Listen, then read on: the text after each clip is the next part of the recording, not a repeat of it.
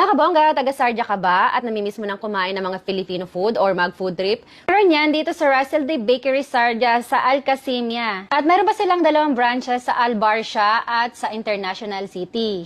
Kaya naman mga kabongga, napasugod na ako agad dito sa Russell D. Bakery ng Sardia para matikman na ang mga pagkain na sobrang miss ko na. Pagkapasok ko pa nga lang ay talaga namang nakita ko na ang mga tinapay nila at napawaw na lang ako dahil sa dami mong pagpipilian. Hindi lang yan mga kabongga dahil meron din silang special vinegar na ang sarap sausawan. At syempre hindi mawawala ang ating bonggang-bonggang panghimagas dyan. Nandiyan ang leche plan, sapin-sapin at marami pang iba. At syempre ang favorite ng lahat, kutsinta. At yun na nga mga kabongga, umorder na ako dahil sa sobrang excited ko nang kainin ang mga favorite food ko. At ang bongga nga ng place nila mga kabongga dahil ang lawak, pwede ka mag-party rito. Libre na ang venue mo, basta mag-order ka lang kahit ilan pa kayo. Di ba, ang bongga? Kahit anumang okasyon meron ka, mapa-birthday mo man yan, ay marami silang party platters, ikaw na lang mamili. At heto na nga mga kabongga, dumating na ang aming order. Nagtataka ka siguro kabongga, ang dami kong in-order, mag-isa lang ako, charis.